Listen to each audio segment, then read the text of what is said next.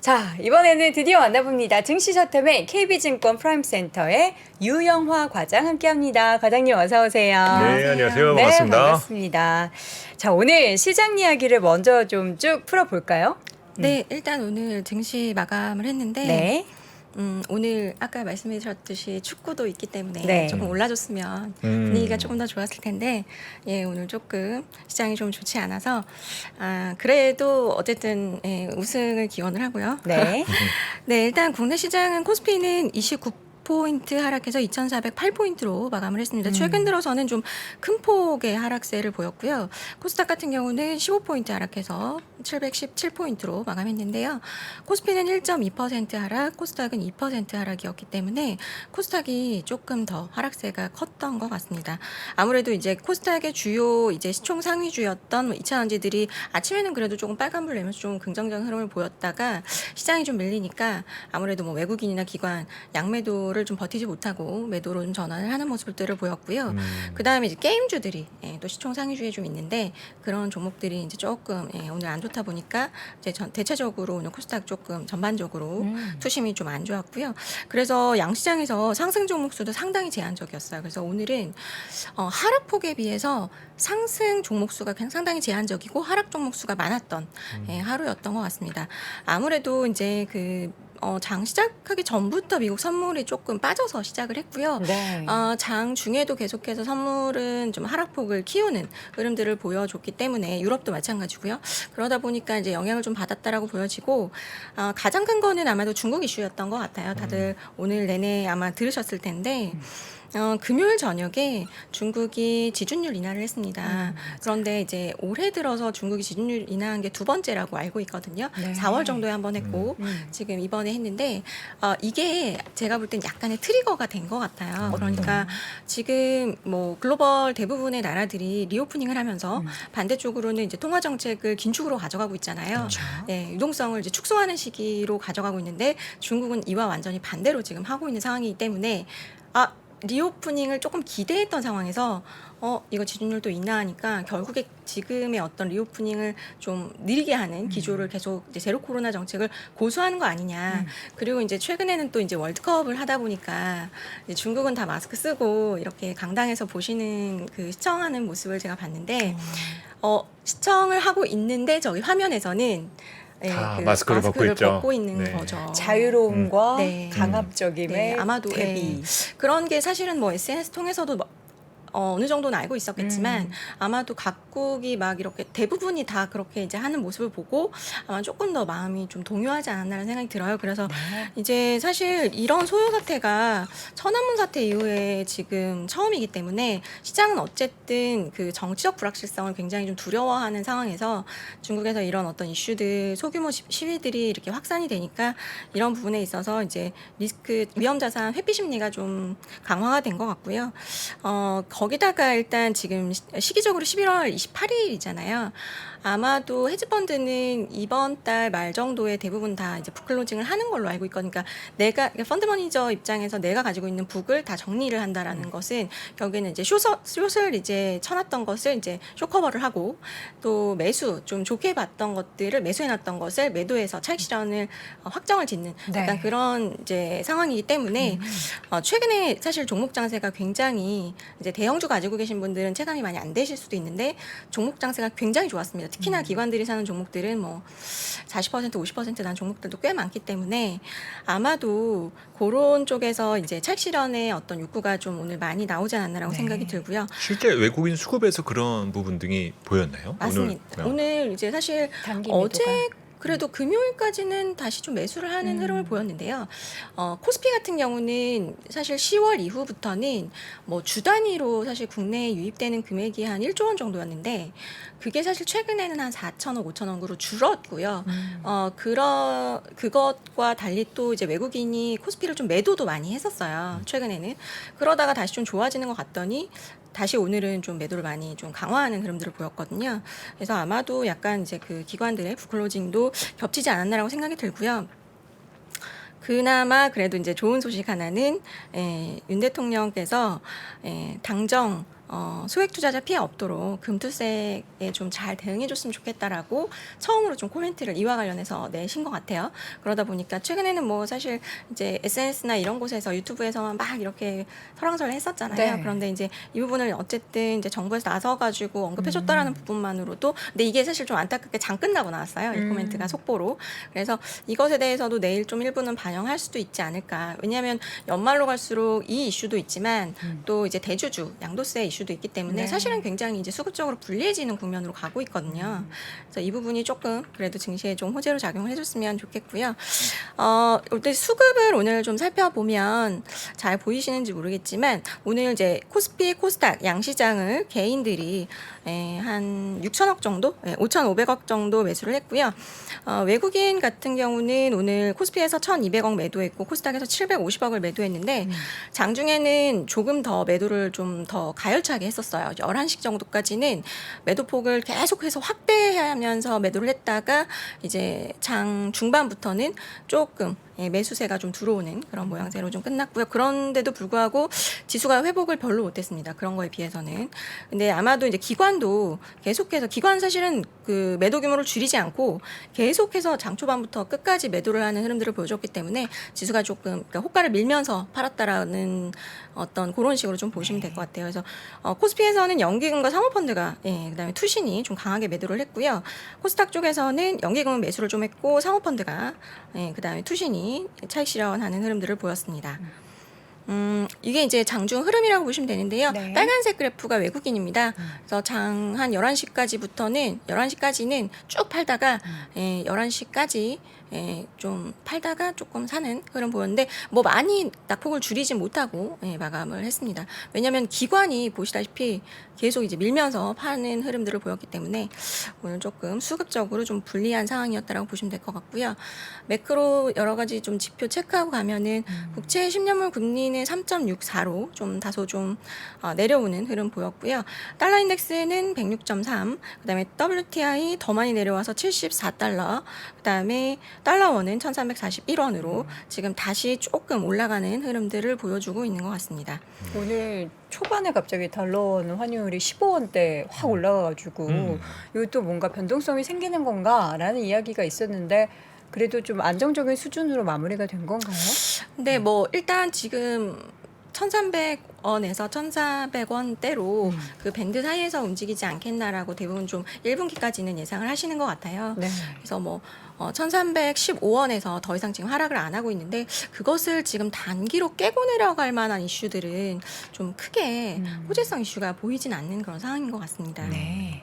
그리고 뭐 최근 시장 상황이 좋았을 때 가장 기억에 남는 게 환율 안정되고 그렇죠. 또 중국의 리오프닝 기대 이런 것들이 있었다가 이게 다 싹 정반대로 바뀌는 하루였었던 거네요. 맞습니다. 약간은 네. 그러니까 뭐 환율은 뭐 그렇게 많이 튀는 건 아니었지만 그래도 또 일단 원화 약세 쪽으로 좀 전환이 됐고 거기다가 위안화도 좀 약세 쪽으로 좀 전환이 되면서 국내 증시도 영향을 받았다라고 보시면 될 것 같고요. 네, 네. 그러면 이런 걱정거리가 이제 계속될 건가? 아니면 네. 이제 해결될 건가? 이거에 따라서도 시장 판단은 그렇죠. 결국 될 것 같거든요. 네. 중국부터 먼저 풀어볼까요? 그러면? 네, 중국은 일단 그 상해 쪽에서 좀 강력하게 제로 코로나 시위가 좀 확산되고 있는데 최근에 제가 이제 저희 당사의 그 중국 전략 애널리스트 세미나를 좀 들은 적이 있는데 일단은 지금 풀지 못하는 가장 큰 이유는 mRNA 백신이 자체적으로 없기 때문이라고 말씀하시더라고요. 그런데 최근에 그 이제 중국의 비상장사긴 한데 라이브 mRNA라는 기업이 있는데 그 회사가 가장 지금 임상 3상에 많이 지금 좀 긍정적인 상황인 것 같아요. 비상장사기 때문에 뭐 정확한 데이터를 사실 노출을 안 하기 때문에 알 수는 없지만 그래서 지금 뭐 외국에 사실은 백신이 다 있는데도 지금 그 자체 백신을 고수하고 있는 상황이기 때문에 이것의 기조가 크게 바뀌진 않을 것 같다라고 얘기하시더라고요. 그렇게 되면은 이게 지금 임상 그 결과랑 이제 출시까지 이렇게 보면은 대략 내년도 3월 그러니까 실제로 중국의 양회가 개최되는 즈음을 대부분 다 그렇게 생각을 하시더라고요. 그쯤에 돼서 mRNA 백신이 자체적으로 생산이 가능하지 않겠냐. 그 기대감이죠 아직까지는. 그래서 그 부분에 대해서 좀 기대를 하는 건데 어쨌든 그걸로 인해서 지금 증시가 지금 관련주들도 사실은 조금 이제 상승을 했었는데 오늘 좀 약간 반납하는 흐름들을 보였는데요. 그런데 좀 특징적이었던 게 건설기계 쪽이었던 것 같아요. 건설기계는 사실은 뭐 물론 우크라이나 재건 이슈도 있지만 중국의 그 재정 정책 그러니까 경기 부양 모멘텀도 사실은 같이 갖고 있었는데 오늘 거의 흔들리지 않고 막판까지 양봉을 좀 그러니까 뭐 긍정적인 흐름을 이어내는 그런 좀 흐름을 보였거든요. 그래서 이 섹터 참 세구나라는 생각이 좀 많이 들었어요. 네, 그렇군요. 이 지금 뭐 상해를 비롯한 뭐 몇몇 이 시위 관련된 거가 네. 이제 계속될 거냐 아니냐. 사실 네, 저는 네. 시위 뉴스가 전해지면서 바로 또 천안문 사태라는 그 맞습니다. 어떤 역사적 사건하고 바로 연결짓는다라는 게 또 너무 앞서 나가는 거는 네. 아닌가라는 생각도 좀 들었거든요. 네, 그러니까 사실 이게 규모가 음. 그때 이후에 어떤 그러니까 제로 코로나로 인해서 이걸 반발하는 이런 이 어떤 시위가 처음인 것 같아요. 이 정도 규모가. 그러다 보니까 시장이 좀 깜짝 놀랐다라고 생각이 들고요. 지금 그 센터장님 말씀하신 대로 조금 너무 앞서간 건 라는 생각도 들고 이게 반반인 것 같아요. 그러니까 지금 그 어쨌든 인민은행의 지준율 인하도 그런 부분을 봤을 때 시장에서는 이거 리오프닝 좀 늦어지겠구나라는 생각을 반은 하는 것 같고요. 반은 오히려 이렇게 시위가 확산되니까 실제로 당국에서도 약간 좀 유연하게 운영을 하려고 하는 태도 전환을 또 일부 보이고 있거든요. 그렇게 보면은 이렇게 보면은 또 약간 리오프닝이 어쨌든 등 떠밀려서 될 수도 있겠구나. 그래서 제가 볼 때는 단기적인 이슈는 아닌 것 같고요. 조금 더 지켜보실 만한 이슈인 것 같습니다. 아, 그렇군요. 이어서 글로벌 이슈 또 다른 건 뭘 볼까요? 네, 그리고 제가 볼 때는 이제 주 초반인데 이렇게 조금 낙폭을 키운 데에는 또 미국 시장도 빠졌고 선물이 좀 빠지고 있고, 근데 그 이유는 제가 볼 때는 아마도 이제 또 시장에서 또 민감하게 생각하는 좀 여러 가지 매크로 이슈들이 이번 주에 좀 있습니다. 제조업 지수도 발표가 있고요, 고용 데이터도 나오고, 그리고 이제 파월 의장의 연설도 기다리고 있거든요. 그러다 보니까 아마도 이런 이슈들에 대한 어떤 관망 심리가 좀 작용을 한 것 같고요. 그런데 이게 제가 볼 때는 저는 좀 가장 중요하게 생각을 하고 있는 게 특히나 미국의 ISM 제조업 지수가 50을 하회하는지 여부를 반드시 좀 체크하실 필요는 있을 것 같아요. 네. 예, 지난 8월에 52.8, 9월에 50.9, 10월에 50.2였어요. 근데 10월에 이게 나오고 지금 시장이 잠깐 빠졌었을 거예요. 제가 기억하기로는. 그런데 아마도 왜냐하면 9월에 50.9가 나왔기 때문에 10월에는 50을 하회하는 거를 기대를 했었는데 50.2로 턱걸이를 했기 때문이라고 저는 네. 생각을 하는데, 그러면은 이번에는 하회를 할 거냐. 근데 사실은 이게 하회하면 좋지 않은 거죠. 그런데 왜 시장에서 이걸 기다리냐. 이게 이제 저희 회사의 어떤 전략에서 리포트를 제가 따온 건데요. 과거를 보면은 미국의 ISM 제조업 지수가 50을 하회했을 경우에 딱 한 번 빼놓고 연준이 긴축을 중단했었어요. 근데 사실은 저는 이제 이게 제가 이제 굉장히 시장 안 좋을 때 8월 뭐 이럴 때 이제 중간 선거 이후에 조금 어떤 정치적 불확실성 완화되고 ISM 제조업 지수가 50을 하회할 경우에 시장이 조금 좋아질 수 있다라는 어떤 롱거로 말씀을 드렸던 것들인데, 사실은 이게 어느 정도는 좀 반영이 된 것 같아요. 왜냐하면 이제 사실은 앞으로는 뭐 25bp 몇 번 올리고 이제 뭐 마감하는 그런 어떤 컨센이 지금 시장에 반영이 되고 있기 때문에 50을 하회한다고 해서 막 엄청나게 환호를 할 것 같지는 않고요. 어느 정도는 시장이 좀 반영이 되지 않았나. 그래서 그렇지만 그럼에도 불구하고 좀 보실 필요는 있을 것 같다. 네. 사실 투자자들은 그렇게 이 점이 좀 궁금할 것 같거든요. 이런 숫자가 나오면 사실 이제 금리 인하에 대한 기대감이라든지 아니면 인상이 중단되는 맞습니다. 근거가 될 수 있는 네네. 사실 그런 거로만 작동하면 참 다행인데, 항상 이 ISM 제조업 지수는 우리 수출하고 똑같이 움직이잖아요. 맞아요. 그러니까 이 얘기는 50을 하회한다라는 거는 우리 수출이 이제 부러지기 시작한다라는 거니까 이 둘 중에 어디에다 더 먼저 신경을 두는 것이 나을까요? 그런데 제가 볼 땐 지금이 좀 그런 어떤 이것을 반영하느냐 저것을 반영하느냐의 어떤 변곡점 정도라고 보고 있는데요. 뭐 딱 이게 변곡점이다는 아닌데, 제가 볼 때는 일단은 금리 인하, 그러니까 금리를 더 이상 그 폭을 뭐 75bp로 간다. 그 긴축의 강도를 더 강화하는 부분에 대해서는 이제 시장이 어느 정도 좀 반영을 했다라고 보는데, 말씀하신 대로 이제 저희 어쨌든 그 경기가 안 좋아지는, 경기가 둔화되고 그게 결국에는 기업 실적에 악영향을 미치는 부분을 얼만큼 지금 시장이 반영을 해놨냐, 주가에 반영해놨냐, 그게 제일 저는 고민인 것 같아요. 요즘 제일 고민이 그거인 것 같아요. 주가의 반영 여부. 그렇죠. 네, 그게 네. 가장 중요하겠네요. 얼마나 프라이싱이 돼 있느냐. 근데 저는 어느 정도는 그래도 시장이 뭐 긴축과 경기 침체까지도 일부는 반영이 되어 있지만, 그러니까 결국 경기 침체의 어떤 그 폭과 어떤 기간 정도가 결정이 되지 않을까. 예. 그렇군요. 선반영 안 좋은 거는 이제 선반영 됐다라고 하는데 또 한 번씩 이슈가 또 빵빵 터지고 나면 선반영이 됐던 시장도 갑자기 또 하락하고는 해서 근데 또 빠르게 회복할 때는 또 빠르게 회복을 해요. 그러나 전체적인 지수 상황을 봤을 때는 여전히 우리가 만족할 만한 수준은 아니다. 뭐 우리나라든 미국 등이든 다 그런데 앞으로의 일정들을 보면은 우리가 뭐 연말을 그냥 편안하게 보낼 수 있지는 않은 것 같아요. 예. 근데 저는 뭐 일단 연준의 어떤 긴축 기조 같은 경우는 좀 상당 부분 반영이 됐기 때문에 네. 아마 12월 1일 날 한국 시간으로 아마 새벽 3시 반 정도에 제롬 파월 연준 의장의 연설이 있는데요. 이때 아마 파월 연준 의장 지금의 기조로 봤을 때는 조금 시장을 좀 누르려고 할 것 같아요. 지금 매파적인 발언이 나올 네. 것 같다. 그런데 저는 개인적으로는 매파적인 발언이 나오더라도 어느 정도 지금 이제 시장은 좀 소화를 한 상황이라고 저는 보여져서 예, 조금 영향은 좀 제한적이지 않을까라고 보고 있고요. 그 다음에 이제 그 어떤 데이터들이 또 이번 주에 발표가 많이 되거든요. 목요일에는 또 PCE 물가지수 발표도 있고 개인 소비 지출이라든지 이런 거 장 시작 전에 1시간 전에 발표가 있고요.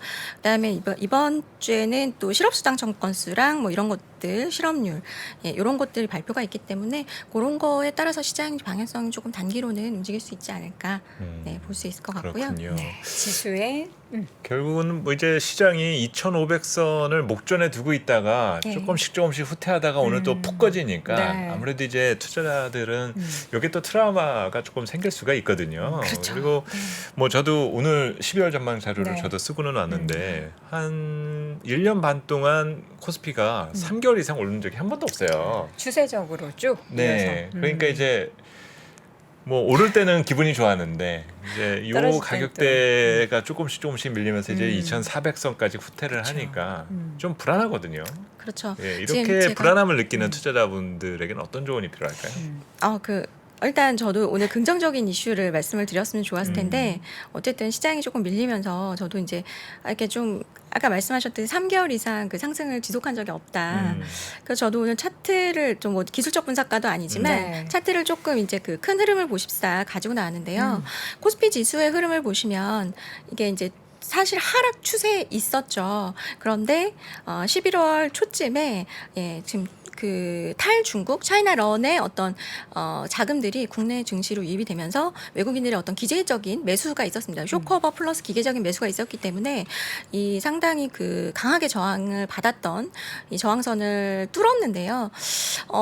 그 뚫고 나서 사실은 이제 아까 말씀하셨던 2,500선의 어떤 부담, 그러니까는 결국에는 그 퍼밴드로 봤을 때, 그러니까 12개월 포워드 PER로 봤을 때는 12배를 넘어가니까 좀 이제 부담스러워지는 거죠. 그러니까 네. 그때까지는 뭔가 쇼커버와 기계적인 매수세로 올라갔지만 여기서 딱 뭔가 저 꼭대기를 보니까 아직 꼭대기로 올라가는 때는 아닌 것 같은데 약간 그런 어떤 좀 매도가 나오지 않았나라고 보여지고요. 그래서 저는 그래도 어쨌든 21선은 깨지 않고 그냥 계속 이렇게 조금 하락하는 부분들이 어쨌든 방향성을 조금 모색하는 모습이라고 저는 이제 전주 금요일까지는 봤었는데요. 오늘의 하락으로 보면은 뭔가 좀 찜찜하죠. 그래서 최근에 이 코스피가 하락 전환, 그러니까 추세적으로 하락하는 그 어떤 전환점이 맺었던 구간을 제가 노란 박스로 표시를 했는데요. 그게 이제 그 이평선으로 봤을 때는 5일선이 21선을 좀 끝깨고 내려가는 흐름들을 보여줬을 때 이렇게 추세적인 하락세를 그렸었거든요. 그래서 제가 볼 때는 내일이 되게 중요할 것 같아요. 네. 일단 내일 어떤 움직임이 중요할 것 같고요. 일단은 21선 하향 돌파를 했기 때문에 조금 더 좀 지켜보실 필요가 있다. 좀 경계의 태세를 갖추고 지켜보실 필요가 있어 보이고요. 요거는 이제 코스닥 지수입니다. 코스닥은 아무래도 추세가 더 좀 명확하게 보이실 텐데 이게 이제 추세선, 그러니까 고점과 고점 연결한 선, 저점과 저점 연결한 선으로 보시면 되는데요. 결국에 올해 코스닥은 한 번도 고점을 뚫지를 못했어요. 굉장히 답답한 흐름을 보여주고 있는데 이것도 마찬가지로 마찬가지입니다. 제가 노란 박스 쳐놓은 것은 저항선 뚫지 못하고 계속해서 5일선, 21선 깨고 내려가는 흐름들을 보였는데 오늘 깨진 않았지만 아마도 내일 한 번 더 하락을 한다면 좀 깰 가능성도 있고요. 또 아래쪽에 보시면은 거래대금의 흐름을 보여주고 있는데 지금 거래대금 같은 경우는 코스닥, 코스피 마찬가지로 지금 최근에 고점 피크 찍고 조금 좀 거래대금이 좀 줄어드는 모양새거든요. 근데 사실 지수가 뭔가 추세적인 상승, 그러니까는 어떤 추세적 반등, 우리가 기다리는 베어마켓 랠리 말고 추세적 반등이 되려면 거래대금이 좀 붙어야 되는 조건들이 있기 때문에 조금 더 좀 기다림이 있을 수도 있지 않겠나라는 생각이 들어요. 그래서 요런 포인트를 조금 보시면 좋을 것 같고요. 예, 어쨌든 수급 추이를 제가 이제 투자 주체별로 보여드리는 건데요. 코스피 같은 경우는 최근에 기관이 조금 사다가 다시 좀 파는 흐름들이 나오고 있고 외국인은 금요일까지는 조금 다시 사는 흐름 보이다가 이제 이거는 오늘 거는 반영이 안 된 겁니다. 그래서 오늘은 다시 이제 파는 걸로 이제 좀 전환이 됐고 개인분들도 사실은 전주에 이제 며칠 올랐었죠. 그때 다시 차익 실현이 나왔었거든요. 근데 아마 오늘 또 샀기 때문에 차트가 완전히 좀 역으로, 그러니까 시장과 좀 반대로 움직인다고 보시면 될 것 같고 코스닥도 마찬가지입니다. 코스닥 같은 경우는 그나마 연기금이 오늘 좀 사줬기 때문에 좀 다행이었던 것 같고요. 그러니까 최근에 어떤 코스닥의 주체, 수급 주체는 연기금이었기 때문에 연기금이 사는 거 조금 잘 체크해 보셔야 될 것 같고, 근데 외국인은 코스닥을 계속 팔고 있습니다. 그래서 오늘도 팔았고요. 근데 외국인, 사실 코스닥은 외국인이 이 시장을 막 쥐고 흔들진 않거든요. 이제 코스피 같은 경우는 이제 외국인이 사야지 좀 지수가 좀 될 수 있는데 코스닥은 최근에는 연기금이 사면 지수 좀 어쨌든 그냥 하방은 좀 막아주는 역할을 했기 때문에 좀 보시면 좋을 것 같고요. 요거는 제가 이제 그 주요 기관들, 그러니까 기관의 총합, 그다음에 사모펀드, 기관을 조금 이제 기관별로 매수 주체별로 나눈 거예요. 사모펀드랑 연기금. 여기 매수 강도라고 적혀 있는 것은 시총 대비? 네, 맞습니다. 시총 네. 대비해서 얼마나 샀는지. 그래서 지금 이거를 이제 숫자로 그냥 긁으면 시총의 상위 종목들밖에 안 나와요. 그래서 이제 조금 더 강화해서 좀 뎁스 있게 보려고 요거를 이제 매수 강도로 제가 보고 있는데요. 지난주에 사실은 종목 장세가 제가 화려했다라고 말씀드렸잖아요. 어떤 종목들을 주로 기관들이 플레이를 했는지를 한번 이제 시장의 흐름 정도를 보십사 해서 갖고 나온 거고, 여기서 이 종목들을 사시라고 갖고 나온 건 아니니까요. 오해 없으셨으면 좋겠고요. 어쨌든 제가 지금 섹터별로 색깔을 칠해놓은 요런 관련된 종목들을 지금 매수를 하고 있다라는 거를 보실 수 있을 거예요. 뭐 단기적인 모멘텀을 보는 것도 있고요. 또 내년도 1월 모멘텀 보는 것도 있고, 또 어떤 투자의 시대에 맞춰서 건설기계나 사우디 뭐 요런 쪽, 또 로봇도 또 내년에 한 또 어떤 주도 섹터의 축으로 또 예상하시는 분들이 많기 때문에 뭐 피팅이나 이런 쪽은 아마도 지금 투자의 시대에 맞춰서 그런 관련주들 계속해서 사실 포착이 되고 있다고 보시면 되고, 오늘의 수급도 이와 크게 다르지 않습니다. 그래서 XR 디바이스 같은 경우나 DDR5는 내년 1월 모멘텀을 지금 좀 보는 것 같아요. XR 디바이스는 아무래도 이제 내년에 CES, 제가 이거 자료를 좀 갖고 왔는데요. 여기 CES 홈페이지 들어가시면은 토픽스 들어가시면은 AR, VR, 그다음에 로봇 관련된 종목 그 이제 어떤 섹터들 주제를 다룬다라고 돼 있는데, 작년에는 요맘때쯤에 XR이 그렇게 뭐 이렇게 두드러지는 않았는데요. 작년 로봇이 조금 곽강을 받았고, 근데 올해는 로봇하고 XR이 같이 저는 조금 모멘텀을 받을 수 있다고 생각하는 게, XR 같은 경우는 애플이 또 1월에 그 XR 디바이스를 공개할 것이라고 지금 대만 언론에 조금 얘기를 하고 있기 때문에 1월이요? 네. 드디어 온 건가요? 그러니까 양산을 하는 시기가 아니고요. 그냥 요런 거 우리가 만들었어 공개를 하는 거고, 실제로 우리가 이제 그 뭐 온라인이든 오프라인에서 사는 것은 2분기 정도가 되지 않겠나라고 조심스럽게 예상을 하시는 것 같더라고요. 그렇지만 어쨌든 CES에서 그런 디바이스들이 많이 출시가 되고 오픈을 한다면 좀 모멘텀을 받을 수 있을 것 같고, 실제로 기관들은 그와 관련돼서 플레이를 지금 많이 하고 있습니다. 트레이딩을 많이 하고 있고, 뭐 관련된 종목들이 실제로 좀 주가도 꽤 좀 좋은 퍼포먼스를 보여주고 있고요. DDR5 같은 경우도 지금 보면은 DDR5가 언제 된다는 거예요? DDR5 지금 이제 인텔 쪽에서는 1월로 발표하고 있습니다. 1월 10일 정도? 그것도 좀 이제 미룬 거잖아요. 네, 미루고 밀어서 이번에는 양치기 소년 이야기를 많이 들었는데요. 아마도 이제는 좀 출시를 확정을 짓는 게 아닌가라는 얘기들이 많이 하시는 것 같아요. 그래서 DDR5 쪽으로도 지금 계속해서 수급이 좀 들어오고 있다라고 보시면 될 것 같고요. 계절적으로 지금 이제 연말과 새해에 대한 어떤 기대 때문에 네. 성장 산업들 얘기들이 막 넘쳐나잖아요. 네네. 뭐 새로운 디바이스나 새로운 기술 네. 뭐 이런 것들이 계속적으로 전해지고 있는데 음. 사실 이럴 때 어떻게 투자해야 될지 사람들이 혼란스럽거든요. 이게 예전에 나왔던 얘기가 또 나오는 건지 그렇죠. 아니면은 뭐 진짜 진짜 새로운 건지 어? 그 실제로 진짜로 그 기업에 뭔가 펀더멘털을 더 레벨업 시켜줄 만한 그런 기술인지 돈 잘 벌 만한 기술인지 그렇죠. 그거는 당연히 기업들은 다 따져 보셔야 되고요. 밸류에이션도 다 따져 보셔야 돼요. 그래서 제가 오늘 가지고 온 게 일부 XR 관련주라 불리는 주요 XR 관련주들의 밸류에이션 표를 가지고 왔는데요.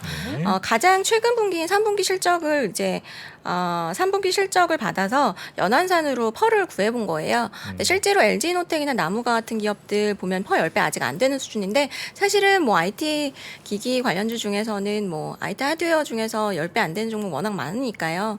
너무 싸다라고 볼 수는 없지만 지금 현재로서는 이제 다른 종목 대비해서 좀 싼 종목, 특히나 이제 나무가 같은 경우는 이제 밸류에이션이 다른 종목에 비해서 좀 싸고 3분기 실적이 잘 나왔기 때문에 좀 리포트도 좀 최근에 많이 나왔고 그런 것들 좀 보시면 좋을 것 같아요. 나무 같은 경우는 이제 카메라 모듈 기업에서 단순한 그 기업에서 지금 3D 센싱 기술을 세 가지 모두 다 가지고 있다고 해서 좀 주목을 받고 있거든요.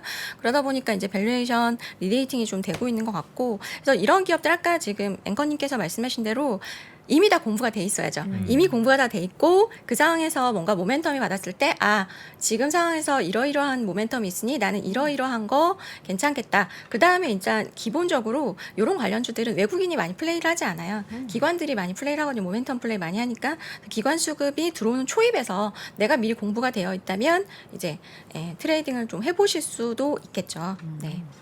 자, 그러면 DDR5 그리고 XR 관련해서 말고 또 어떤 이슈 네. 국내에 또 있었나요? 네, 그래서 오늘 일단 그 수급 강도를 한번 제가 보여드릴게요. 아까는 네. 주간으로 제가 이제 소팅을 한 거고요. 당일. 오늘 수급 강도 보면은 그 동안에 나왔던 거 또 나왔어요. 격신할 건설기계, 뭐 사우디 관련된 모멘텀, 피팅 이런 쪽 나왔는데. 이 중에서도 제가 좀 눈에 띄는 것들, 그러니까 새로 좀 눈에 띄는 것들은 롯데칠성과 모트렉스, 인텔리안테크 정도인데, 뭐 롯데칠성 같은 경우는 혹시 아시는지 모르겠지만 그 소주가 세로. 예 세로 거 엄청 잘 팔린다면서요? 세로가 세로와 세로 구미라고 그 캐릭터가 있더라고요. 그러니까 요즘은 이 소주를 주로 이제 소비하시는 이제 그 세대가 연령대가 보면은 20대? 20대 30대인 것 같아요. 그러다 보니까 모르셨어요? 예, 아니 그러니까는 이름은 봤는데 네. 아직까지 못 먹어봤어요. 저도 못 먹어봤습니다. 되게 네. 맛이 그냥 약간 깔끔한 맛. 저도 이제 술을 사실 잘 먹지 못해 저는 소주는 이걸 왜 마시지 하는 그런 사람이에요. 아, 쓰니까. 네. 근데 세로는 그거보다는 알코올 맛이 좀 덜 나는 깔끔한 맛. 그래요? 네. 사람 잡는 술이네요. 20대 그쵸. 30대셔서 확실히 30대. 예. 30대 끝에 이렇게 겨우 매달려 있는 저는 상황입니다. 40대여가지고 네. 한번 먹어보려고는 하는데 궁금해서 한번 먹어봤어요. 예, 좀 약간 이제 연세가 있으신 분들은 약간 닝닝한 맛이라고 표현을 할 맞아요. 수도 있을 것 같아요. 물 같아서 저는 네. 좋았어요. 그냥 이렇게 쓴 거 싫어하는데 네. 취하고는 싶은 좀 MZ 세대 분들이 좀 독한, 그러니까 소주의 맛을 조금 썼다고 생각하시잖아요. 네. 그래서 이게 약간 희석식 소주라고 얘기를 하더라고요. 맞아요. 그래서 저도 한번 먹어보려고 하는데, 근데 어쨌든 세로가 되게 좀 반응이 좋은 것 같아요. 8월에 출시를 네. 했는데. 그러니까 기존의 하이트진로랑 이제 그 롯데칠성이랑 원래 이제 하이트진로가 차미슬과 진로이즈백으로 이제 싸웠죠. 네. 그리고 이제 이쪽 진영은 사실 처음처럼 하나밖에 없었죠. 그래서 2대1의 구도였는데 이제는 2대2가 됐다라는 얘기들을 하더라고요. 그래서 세로에 대해서 어쨌든 지금 좀 반응이 좋기 때문에 근데 지금 그게 그 어쨌든 소주는 그 어쨌든 업장으로 들어가는 게 있고 그 가정용으로 들어가는 게 있는데 지금 가정용 쪽으로는 한 50% 이상 지금 풀렸는데 업장 쪽으로는 한 10%밖에 안 풀린 상황에서 지금 되게 지금 데이터 잘 나오고 있기 때문에 예, 실제로 정말 소비가 많이 되는 건 업장이거든요. 예, 그렇죠. 그래서 예, 그쪽에서 데이터가 잘 나와야 네. 좀 숫자가 잘 나올 수 있기 때문에 그래서 이제 그거랑 제로탄산도 잘 되고 있기 때문에 두 가지 때문에 최근에 이제 그 EPS 추정치 그러니까 네. 벌어들일 돈의 어떤 추정치가 최근 최근에는 한 2,500억 정도 됐었는데 3,000억까지 점프업했어요. 그러니까 어쨌든 내년도의 전망을 좋게 보는 거죠. 근데 네. 지금 내년도 영업이익이 전망이 감입되는 상황에서 대부분의 기업들이 그렇게 이제 증익이 된다고 이렇게 컨센 상향되는 기업들이 있다 보니까 네. 조금 이슈가 되는 것 같아요. 그러다 보니까 지금 오늘 기관이 그렇겠지, 지금 뭐 기관 총으로도 좀 꽤 많이 샀고요. 뭐 사모펀드, 연기금 뭐 몇 개 기관에서 동시에 좀 매수를 한 것 같습니다. 투신도 네. 샀고요.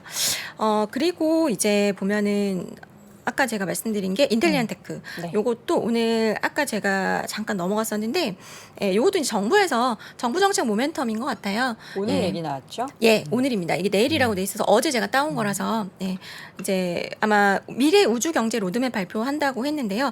네, 사실 우주항공 관련주들은 사실 밸류에이션 설명이 좀 안 되는 종목들이 많아요. 숫자가 잘 안 나온 종목들이 많거든요. 그래서 오늘 보면은 조금 윗꼬리를 많이 단 종목들도 많고요. 그래서 어쨌든 방산이 가면서도 보통 이제 같이 갔는데 우주항공 관련주들은 숫자가 잘 안 나오다 보니까 이 친구도 좀 눌려 있었거든요. 그런데 모멘텀이 이제 발생을 하다 보니까 아무래도 오늘 좀 올랐는데 그 중에서도 좀 기관들이 좀 집중적으로 매수한 종목은 인텔리안테크 정도. 네, 인텔리안테크 같은 경우는 최근에 사우디하고도 JV 얘기 나오고 하다 보니까 조금 아마 수급이 조금 집중이 된 것 같고요. 올해 그 우주항공 쪽 뭐 방위산업 이쪽 보면요 모멘텀들이 진짜 다양했던 것 같아요. 그렇죠. 러시아가 이 우크라이나 침공한 것도 그렇고 조금 음. 이따 이제 뭐 유럽 쪽에서 관련해서 이제 뭐 방산 무기 이런 거 채워야 된다. 그러면서 우리나라와 뭐 엄청 관련한 매출이 많이 발생할 것이다 이런 얘기도 있고 그러고 나니까 이제 또 대통령의 그 국정과제에 포함됐던 내용까지 얘기를 하는데 실제로 근데 그 이 국정과제 뭐 내년에 관련한 법을 개정하겠다라는 부분에 대해서는 좀 회의적인 시각도 좀 있더라고요. 반대쪽에서 이제 여기에 돈 못 쓰게 반대표로 들어버리면은 이거는 그냥 물거품이 될 수도 있지 않나 뭐 이런 얘기도 좀 해서 이건 조금 더 윤곽이 드러나야지 기대할 제가 수 볼 있지 때는 않나. 그 우주항공이 제가 볼 때는 정말 지금의 어떤 방산주들처럼 가려면 뭐 실제로 수주도 좀 긍정적이고 그쵸. 이렇게 정책 모멘텀으로만 가기는 조금 힘들다고 보고 있고요. 어쨌든 지금 같은 경우는 숫자 나와야지 좀 인정을 해주는 분위기니까요. 네. 수주든 실적이든 숫자로 좀 보여줘야 되겠죠. 네. 사실 방사는 올 한 해 상당히 핫했던 아이템이었었잖아요. 맞습니다. 수주가 사실 이런 부분이 올해 한정된다라고 볼 수 있을까요? 사실 뭐 방산이나 이런 우주항공, 우주경제 뭐 이런 부분은 단시간 내 우리가 평가할 수 있는 그쵸. 내용들은 분명히 아니거든요. 맞습니다. 근데 주가는 네. 되게 단시간 내로 너무 팍 아, 올랐다가 물론 이제 내려오고 그렇죠. 예. 팍 올라다 내려오고 하니까. 방산하고 우주항공은 좀 다른 것 같아요. 아까도 말씀드렸지만 방산은 실제로 수주가 숫자로 나왔고 각국 정부에서 어떤 방위산업의 어떤 그 예산을 좀 실제로 늘리는 움직임들이 있었고 거기다 강력한 모멘텀인 실제로 전쟁이 눈앞에서 펼쳐졌기 때문에 거기에 대한 어떤 이제 그 우크라이나 지원을 하면서 무기고가 텅텅 비니까 급하게 이제 수주를 냈고 그것들이 이번 3분기 실적부터 되게 적극적으로 반영한 기업들도 있거든요. 그러다 보니까 정말 숫자로 보여줬기 때문에 지금의 어떤 상승의 각도를 유지하고 있는 거라고 생각을 하고 있고요. 그리고 제가 볼 때는 이제 우주항공은 아직까지는 기대감이기 때문에 추세적인 상승이라기보다는 일단은 정부 정책 모멘텀을 오늘 좀 탔다라고 보고 있고요. 추세적으로 상승하려면 결국 숫자를 보여줘야 되겠죠. 근데 아마도 이 기업들이 만약에 모멘텀이 계속 정부 정책을 밀어준다면 이 기업들 중에서 내년에는 실적이 좋아질 그런 기업들 또 찾아낼 겁니다. 그래서 개별 기업들 다 리포트도 보시고 또 업황도 또 체크를 해보시고 하시는 게 중요한 것 같아요. 네. 요즘 같은 때 숫자로 조금 얻기 힘들어가는 산업 중에 하나가 건설기계 쪽이잖아요. 네, 지금 건설기계를 지금 딱 말씀드리려고 네. 했는데요. 워낙 뭐 장 열리면 건설기계만 사니까요. 네, 근데 지금 뭐 일단 저는 개인적으로 모든 모멘텀이 건설기계에 좀 집중된다는 생각이 많이 들더라고요. 여러 가지 뭐 전략 리포트나 내년도 뭘 보면은 한마디로 투자의 시대가 도래했구나라는 생각이 많이 들어요. 그러니까 인프라 투자를 많이 안 하다가 이제는 삽을 들 수밖에 없는 때가 왔구나라는 생각이 많이 들어요. 이게 상당히 좀 와닿는 게 투자의 시대가 돌아왔다라고 네. 얘기를 하잖아요. 불과 몇 년 전에는 투자의 시대는 돈노름이었었잖아요. 맞습니다. 그러니까 투자. 자본. 그렇죠. 네. 네, 근데 네. 지금 투자의 시대가 돌아왔다라는데 삽을 든다라는 얘기 말씀을 하시니까. 너무 옛날 얘기죠. 네, 그러니까 네. 갑자기 이렇게까지 바뀌었나라는 느낌이 확 와닿아요. 그게 아마 센터장님이 지금 느끼신 그 심리가 지금 주가에 반영되고 있는 것 같아요. 주가가 아무도 안 쳐다보던 섹터를 누군가 쳐다보기 시작하기 때문에 그러니까 반영이 하나도 안 됐던 상태에서 그러니까 우리가 한마디로 소위 말하는 빈집이었다가 지금 실제로 굉장히 이제 퍼포먼스를 좋게 내고 있다라고 보시면 될 것 같고요. 뭐 우리가 다 흔히 알다시피 우크라이나 재건은 물론 이제 기대감이긴 하지만 사실 언젠간 해야 할 일이잖아요. 지금 너무 많이 나라가 힘들어졌기 때문에 우크라이나 재건해야 될 거고 거기다가 또 미국 같은 경우는 이제 통화 정책은 제한적이기 때문에 결국에는 이제 인프라 투자나 재정 정책을 써서 이제 경기가 이제 지금은 침체로 가는 상황이 조금 이제 인정을 이제 연준 의원들도 하는 상황에서 결국에는 어떤 카드는 경기 부양책 삽을 드는 거밖에 없지 않겠냐. 거기다가 그렇죠. 중국도 마찬가지거든요. 네. 중국도 최근에 나오는 얘기들이 보면은 뭐 동수서산 프로젝트 이런 네. 것들이 사실은 뉴딜 신인프라인데 사실 데이터 센터 지을 때는 삽이 필요합니다. 그러니까 한마디로 맞습니다. 건설기가 네. 필요하기 때문에 지금 모든 어떤 그런 쪽이 그쪽으로 몰리고 있다고 보시면 될 것 같고요. 삽으로 질 수는 없고요. 이제 예. 굴삭기. 네, 굴삭기. 네. 네네. 제가 삽으로 삽이라고. 짓기는 시간이 너무 많이 삽이라는 걸리고. 좀 네. 뭔가 하나의 이렇게 상징적인 네. 단어를 쓰신 거죠. 우리가 항상 뭔가 건설 현장 뭐 투자하면 첫 삽을 맞아요. 뜬다. 네. 첫 삽은 언제 뜨나요? 뭐 그렇죠. 이런 얘기 하잖아요. 땅을 판다. 약간 그런 느낌으로 네. 제가 이제 분위기를 말씀드리려고 하는 거고요. 이거는 우리나라만의 어떤 이슈는 아니거든요. 아, 네. 제가 표를 하나 가지고 나왔는데요. 그 글로벌 분위기 한번 보시라고. 지금 최근에 다우 지수는 뭐 전고점 가까이 지금 뭐 가 있는 상황이죠. 다우 지수는 굉장히 회복력이 빠른데요. 맞아요. 다우 지수 그 중에서도 강세를 주도하고 있는 쪽은 산업재입니다. 특히나 캐터필러는 4분기 수익률이 2위이거든요. 그래서 건설기계 업종의 강세는 우리나라만이 아니라는 거죠. 그래서 이렇게 글로벌 주요국에서 좀 동일하게 나타나는 어떤 현상, 그것은 결국에는 좀 구조적인 어떤 성장이 기대되는 쪽이 이렇게 좀 나타나거든요. 그래서 캐터필라가 2배 올랐나요? 네. 그다음에 국내 어떤 스몰캡이긴 하지만 대창단조 같은 경우는 YTD 수익률이 지금 120%. 그러니까 요 종목들만 보면 사실 우리 올해 시장 별로 안 좋았던 거 맞나 싶어요, 사실. 저게 저 대창단조였었거든요. 네네네, 120%. 네네네, 120%. 예, 작은 종목은 그거 하나고 현대두산 인프라코어도 21%, 현대건설기가 58%. 근데 현대건설기 같은 경우는 이제 사실 중국이 이제 열리면 여기서 더 이제 플러스 될 수 있는 부분이 많기 때문에 더 기대감을 반영하고 있다고 보시면 될 것 같고요. 그래서 이거는 공통적인 현상이기 때문에 근데 사실 굉장히 많이 올랐어요. 아까 말씀하셨지만 지금 센터장님이 깜짝 놀라신 것처럼 시장이 깜짝 놀라게 제가 요거 한번 보여드릴게요. 11월에 그러니까 3분기 실적 나오고 나서 정말 문 열리면 산 종목들이 건설기계거든요. 우리 개인들은 팔았네요. 이게 제일 팔린 안타까운 거죠, 거예요. 저거는. 팔았으니까 팔린 거죠. 그러니까요. 높게 내놨는데 팔린 거죠. 근데 높게 이게 내놓은 걸까요? 예. 항상 이게- 이제 좀 표현은 정확해. 이게 정말 안타까운 거가 하나가 제가 늘 안타까워하는 건데 올해 주도 섹터 아까 말씀드렸던 방산, 뭐 피팅, 전력기기 모든 종목들이 다 개인은 팔고 정반대, 정확하게요. 우리 개인들은 그들은 오래 들고 있다가 팔고. 그러니까요. 계속 물려 계시다가 이제는 못 버티고 파신 거죠. 네, 너무 속상해요. 그래서 항상 우리가 어쨌든 제가 맨날 말씀드리는 게 우리 개인 투자자지만 항상 그 어떤 기관 투자자나 똑똑하게 플레이하는 똑똑한은 아니고요. 똑똑하게 플레이하는 기관이나 외국인들하고 스탠스를 좀 같이 하시는 거 생각을 좀 해보시는 거 좋을 것 같습니다. 네. 자, 이렇게 해서 지금 건설기계까지 얘기했는데 마지막으로 섹터 하나만 더 본다면 뭘 볼까요? 시간이 될까요? 하나만 더 보고 싶습니다. 네. 그러면 제가 오늘 갖고 온 것 중에서 네.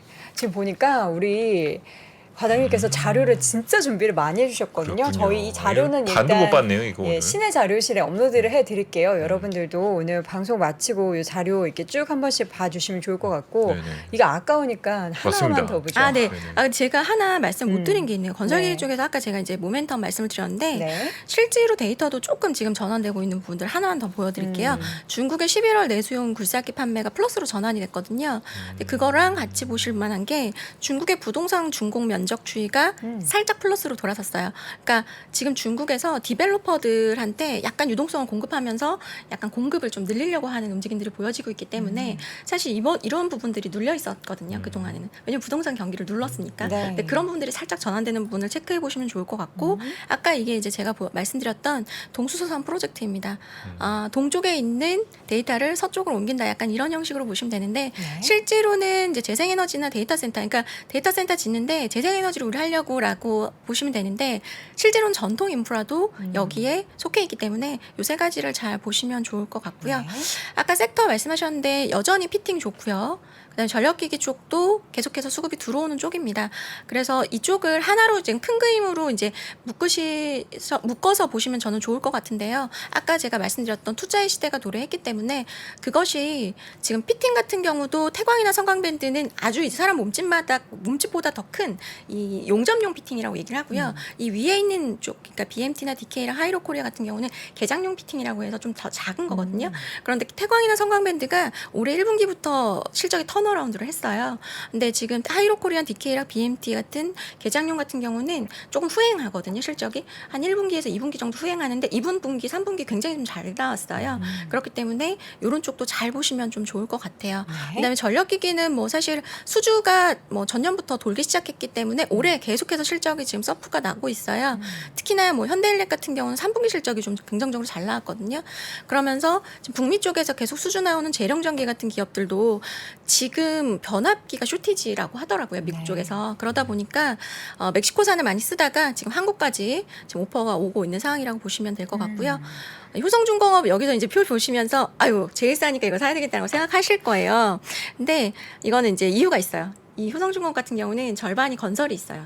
그렇기 때문에 절반이 전력기기, 절반이 건설이라고 보시면 되기 때문에 근데 이제 건설도 이제 어떤 수주의 질을 좀 따져보면은 어떤 좀 리스크보다는 어쨌든 전력기기 쪽을 더 보자라는 것 때문에 건설 때문에 굉장히 많이 빠졌다가 네. 이번 3분기 실적 잘 나오면서 다 회복했거든요. 그래서 뭐 전력기기나 피팅 이런 쪽까지 투자의 시대에 맞춰서 네. 잘 같이 챙겨보시면 좋을 것 같습니다. 네, 알겠습니다. 지금 보니까 채팅창에 아뜨네라는 닉네임이 있으신가 봐요. 아네트. 아네트. 네. 혹시 마리 앙뚜아네트 뭐 이래요? 아유, 아닙니다.